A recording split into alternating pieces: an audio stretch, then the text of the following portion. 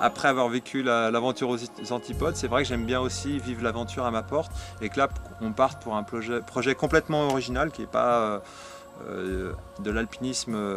uniquement, qui est en fait de suivre les limites géographiques du département des Hautes-Alpes. Alors c'est un parcours de nature qui est éblouissant, qui est un chemin de ciel comme on peut tracer des chemins dans les parois, on peut aussi tracer des chemins sur la terre à une échelle plus grande, à une échelle renversée parce qu'on voit les montagnes finalement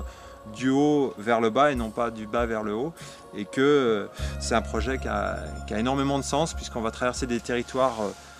qui seront souvent inconnus parce qu'en fait des fois on s'aperçoit qu'il y a des crêtes, donc les limites naturelles du département, qui sont en fond de vallée et qui sont pas suffisamment, qui sont trop éloignées pour intéresser l'alpiniste qui ne va pas gravir 200 mètres, mais pour nous qui venons naturellement au travers d'un voyage sur ces crêtes, ça offre un intérêt énorme. Et puis donc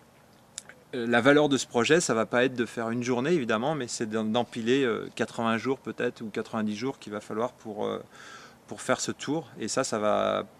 être aussi aller un peu de la lavande au glacier, quoi, parce qu'on va avoir de l'alpinisme, de la randonnée, de la raquette à neige, du ski de randonnée, de l'eau vive, du dériveur, du parapente, donc un peu tout le panel d'activités outdoor du département. Départ prévu quand? Eh bien, disons qu'on se tiendra à peu près dans les starting blocks à partir du 1er avril, quoi. Et les compagnons de voyage? Alors les compagnons de voyage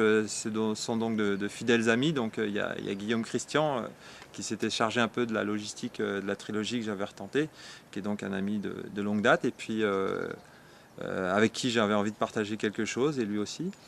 Et Frédéric Julien, qui était donc un autre guide de l'Argentière aussi, qui avait envie de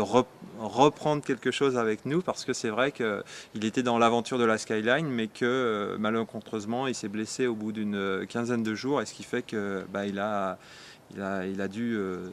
partir à son grand regret de la Skyline et c'est vrai que